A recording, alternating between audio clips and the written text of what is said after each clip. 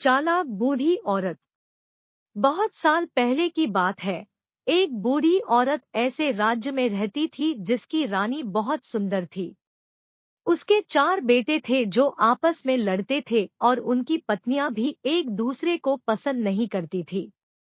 वो सब एक ही घर में रहते थे लेकिन इतना लड़ते थे कि उन्होंने अलग रसोई रखी। बूढ़ी औरत चाहती थी कि सब एक साथ खुशी से रहे और एक दूसरे की मदद करे। उसने धमकी दी कि वो सबको घर से निकल देगी अगर वो एक साथ मिलकर नहीं रहेंगे। उसने यह भी कहा कि पैसे बचाने के लिए एक ही रसोई रखी जाएगी। ऐसे करने से उसे इस बात की उम्मीद थी कि सब एक साथ मिलकर रहने लगेंगे। बेटे थक गए और आखिर में उन्होंने अपनी माँ की बात मान ही ली। बेटे अपनी सारी कमाई अपनी माँ को देते थे क्योंकि वो गरीब थी। एक दिन सबसे छोटा बेटा काम की तलाश में शहर गया लेकिन निराश होकर वापस लौटा। रास्ते में उसने मरे हुए सांप को देखा और उसने उसे उठा लिया क्योंकि वो खाली हाथ नहीं वापस लौटना चाहता था। जब उसकी माँ ने उससे उसकी कमाई मांगी तो उसने उसको सांप दे दी। माँ ने उसे दिलासा दिया कि वो फिर से कोशिश करे। वो सांप किसी काम का नहीं था इसलिए उसने उसे छज्जे पर फेंक दिया। उसी दिन राज्य की रानी एक सुंदर से तालाब में नहाने गई। उसने अपनी एक कीमती हार अपने नौकरानियों के पास छोड़ दिया। अचानक एक चील ने चमकती हुई हार को देखा और उसे छीन कर ले गया। नौकरानियों ने चिल्लाया लेकिन कोई मदद करने नहीं आया। रानी इतनी उदास हो गई कि उसने ऐलान किया कि जिसने भी उस हार को ढूंढा उसे बड़ा इनाम मिलेगा।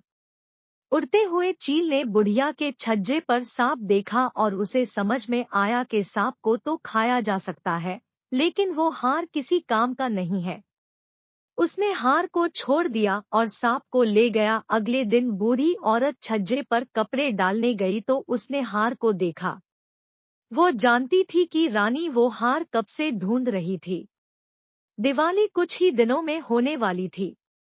इस मौके पर दिए जलाए जाते हैं को लक्ष्मी जी खुश करने के लिए। बूढ़ी औरत रानी के महल गई और चौकीदार से पूछा कि क्या वो रानी से मिल सकती है।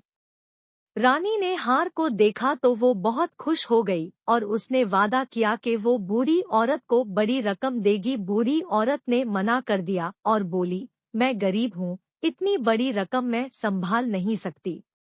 मेरी यह इच्छा है कि दिवाली पर सिर्फ मेरे ही घर में दिए जलाए जाए और किसी के घर में नहीं। रानी थोड़ा हैरान हुई लेकिन वो इतनी खुश थी कि उसने आदेश दिया कि सिर्फ बूढ़ी औरत के ही घर में दिए जलेंगे। बूढ़ी औरत ने अपने परिवार को घर का एक एक कोना साफ करने को कहा और खूबसूरत फूल से सजाने को भी कहा। सबने साथ में मिलकर काम किया और बूढ़ी औरत ने पूरे घर में दिए जलाए। 12 बजे लक्ष्मी जी आई और चारों तरफ अंधेरा देखकर निराश होगी। लेकिन उन्होंने बूढ़ी औरत के घर में जलते हुए दिए देखे।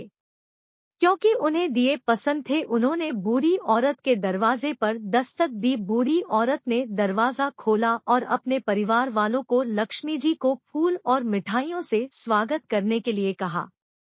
लक्ष्मी जी खुश होगी और उन्होंने पूरे परिवार से कुछ बदले में मांगने के लिए कहा क्योंकि वो उनके भक्ति से प्रसन्न थी। बूढ़ी औरत ने कहा, हम चाहते हैं कि आप हमारे घर में हमेशा के लिए रहे ताकि हम सदा खुशी से रह सके। लक्ष्मी जी सोचकर बोली, मैं रहने को तैयार हूँ लेकिन आप सबको एक साथ मिलकर रहना होगा, लड़ना नहीं है।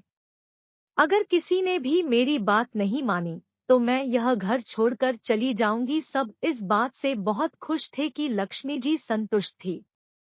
वो सब उनकी बात मान गए और उसी दिन से पूरा परिवार मिलजुल कर साथ में रहने लगा और एक दूसरे की इज्जत करने लगे। बूढ़ी औरत इस बात से संतुष्ट थी कि उसकी इच्छा पूरी होगी। इसी तरह से लक्ष्मी जी आने वाले पीढ़ियों के लिए भी उनके घर पर पधारी।